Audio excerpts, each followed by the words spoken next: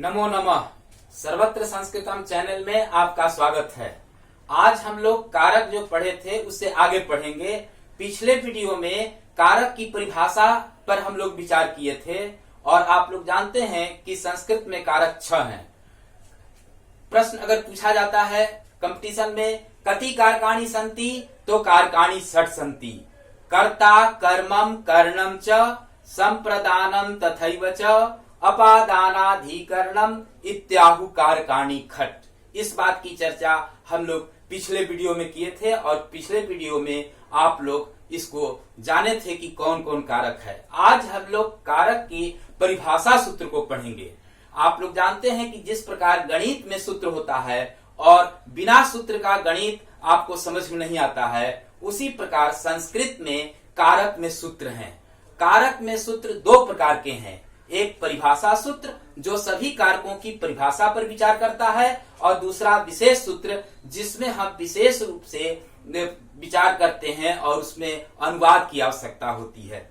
मेरे प्यारे शिष्यों, एक बात आप लोग समझ जाइए, कारक में कारक जो है वो पूरे व्याकरण का आधार है। अगर कारक को हम लोग नहीं समझेंगे तो पूरे व्याकरण का समझने में काफी दिक्कत होगी। तो आए अब हम लोग परिभाषा सूत्र पर विचार करें। सबसे पहले आप जानते हैं कि कारक में सबसे पहले परिभाषा हम लोग कर्ता को पढ़ेंगे। तो परिभाषा सूत्र आप लोग लिखें। सूत्रों वह परिभाषा सूत्र के बारे में यदि आप एक बात जाने तो जान जाइए कि वह सूत्र जो परिभाषा को अभिव्यक्त करता है उसे हम परिभाषा सूत्र कहते हैं। और इसमें सबसे पहले हम लोग कर्ता कारक को पढ़ेंगे और कर्ता कारक की संस्कृत में सूत्र है स्वतंत्र कर्ता। तो इसको हम लोग लिखेंगे कर्ता कारक। और इसका सूत्र है संस्कृत में स्वतंत्र कर्ता। स्वतंत्र कर्ता। और एक बात आप लोग यहां ही समझ जाइए कि जब कर्ता हम लोग पहचान लेंगे तो यहाँ प्रश्न उठेगा कि कर्ता में कौन सी भक्ति लगेगी। तो उसके लिए सूत्र है कर्तरी प्रथमा और ये दोनों सूत्रों को हम लोग एक साथ देखेंगे। कर्तरी प्रथमा, इन सूत्रों को सबसे पहले आप इसको हिंदी में समझिए। स्वतंत्र कर्ता क्या है आप लोग को मैं बताया था, पहला वीडियो जब हुआ था तो बताया था कि संस्कृत शुद्ध शास्त्र है और वहां पर मैं आप लोगों को बताया था कि हिंदी में कर्ता है वह शुद्ध नहीं है। यहाँ पर आप इसको समझिए कि स्वतंत्र का मतलब होता है जो कार्य इच्छानुसार संपादित किया जाता है या जिस कार्य को हम स्वतंत्रता पूर्वक करते हैं उसे कर्ता कारक कहते हैं। इसको आप लोग लिख सकते हैं इच्छानुसार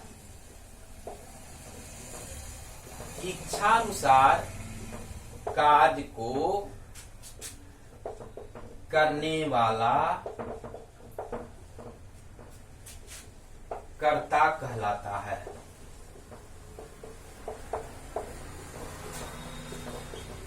अर्थात कार्य को करने वाला कर्ता नहीं कहलाता है, इच्छानुसार कार्य को करने वाला कर्ता कहलाता है।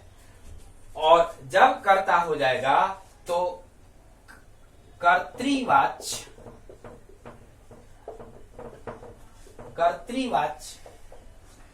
वाक्य के कर्ता में प्रथमा विभक्ति का व्यवहार किया जाता है।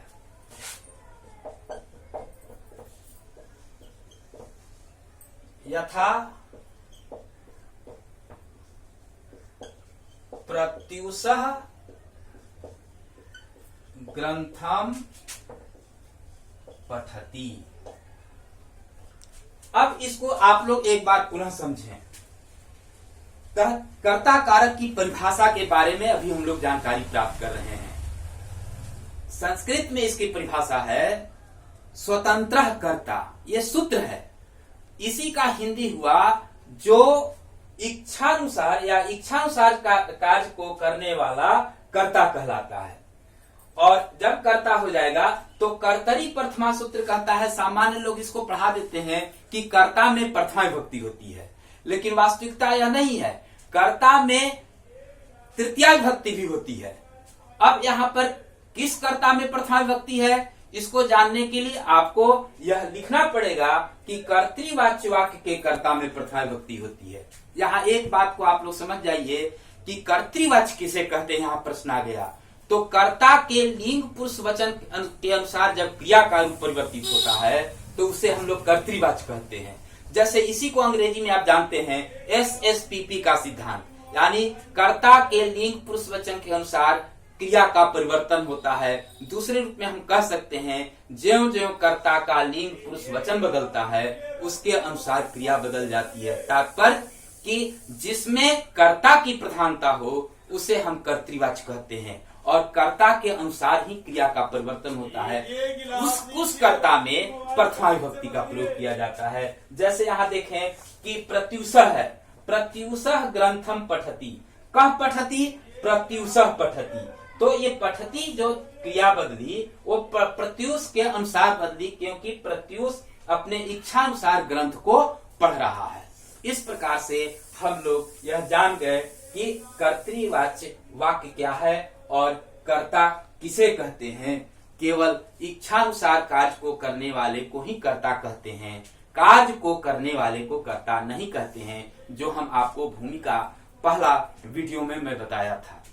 अब हम लोग कर्म पर आएंगे और कर्म कारक के बारे में अब हम लोग जानेंगे।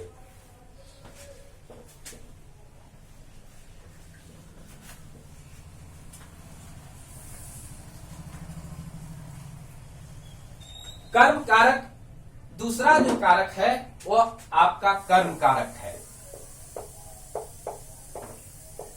कर्म कारक की परिभाषा है कर्तुरीप्सितमं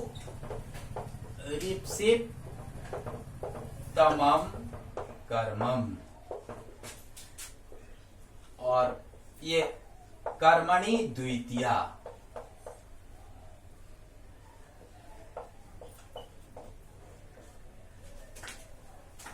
मेरे प्यारे शिष्यों, यहाँ भी कर्म के बारे में जान जाइए। हिंदी में बहुत से लोग कहते हैं कि क्रिया का फल जिस पर पड़ता है उसे कर्म कहते हैं, लेकिन वास्तविकता है कि यह परिभाषा उचित नहीं है।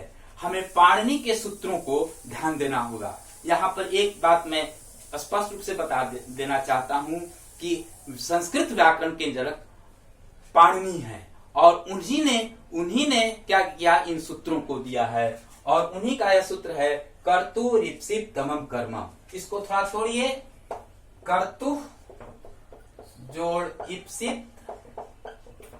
अजोड़ तमम, ये तीन शब्दों से कर्तुरीप्सित बना हुआ है। कर्तु आप जानते हैं ये षष्ठी एक वचन का रूप है। कर्तु का मतलब हुआ कर्ता का, इप्सित माने होता है इच्छित, और तमक एक प्रत्यय है संस्कृत में जिसका अर्थ होता है सबसे अधिक। सबसे अधिक को तमक प्रत्यय कहते हैं। अर्थात अगर इस सूत्रों का हम लोग हिंदी करें तो कर्म कारक की परिभाषा हुई कर्ता का सबसे अधिक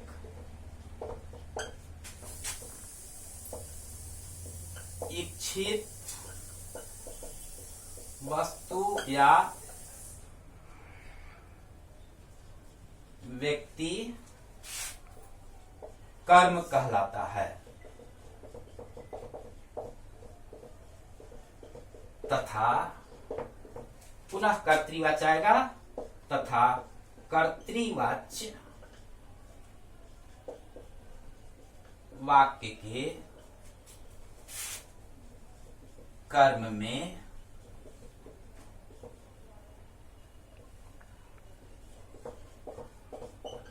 द्वितीया विभक्ति का व्यवहार किया जाता है।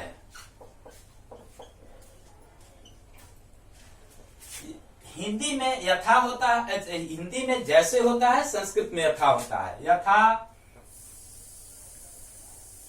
मोहनः पयसा ओदनम खादती। यहां पर ओदनम कर्म है।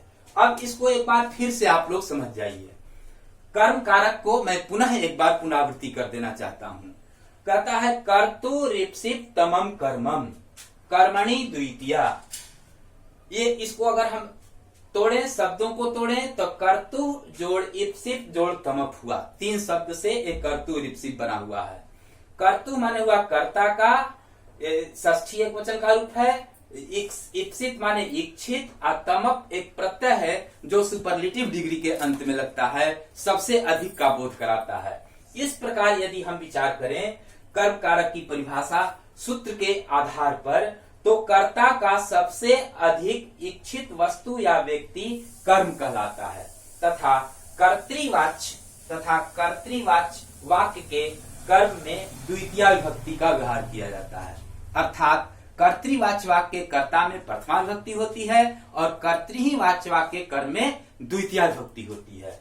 तो इन सूत्रों को जानने से यहां हम देखें कि मोहन पैसा ओदनम खादती, तो कर्ता है मोहन। मोहन का सबसे अधिक इच्छित क्या है? ओदन, भात खाना।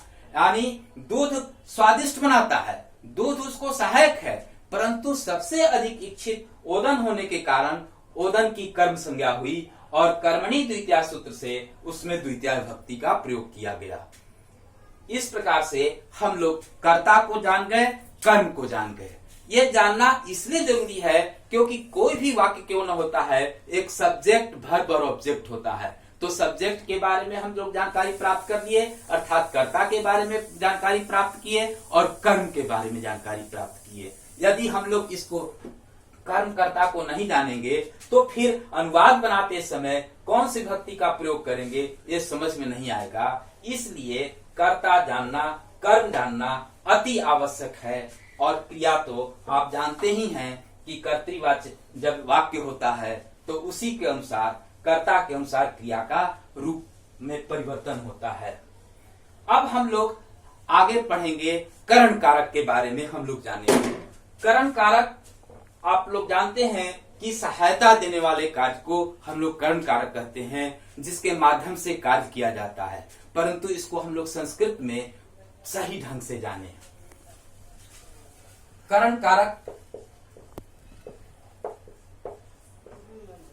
एक कारक का तीसरा भेद है। इसका सूत्र है संस्कृत में साधक तमम कर्णम।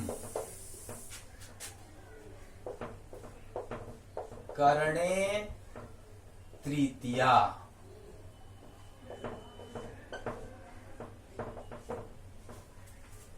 अब इसको पुनः समझिए आप लोग, इसको आप समझने का प्रयास कीजिए। साधक मतलब होता है सिद्धि, फिर इसमें तम प्रत्यय लगता है। तो सिद्धि में कार्य के होने में कर्ता जिसकी सबसे अधिक सहायता लेता है, अर्थात जिसके माध्यम से कार्य करता है, उसे कर्म कारक कहते हैं। इसको आप लोग लिख भी लीजिए। क्रिया के संपादन में या कार्य की सिद्धि में कर्ता जिसका सबसे अधिक सहायता लेता है, अर्थात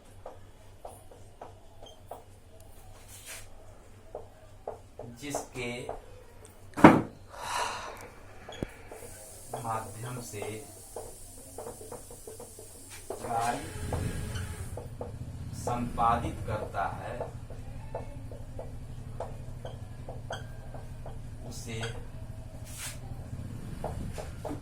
करण कारक कहते हैं तथा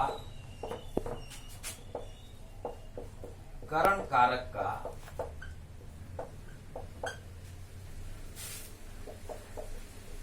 बोध कराने के लिए तृतीया विभक्ति का व्यवहार किया जाता है।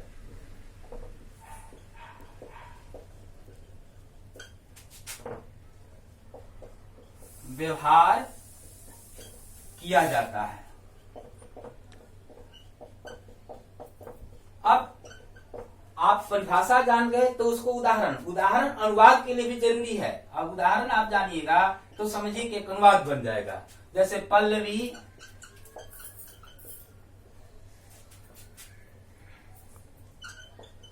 जलेन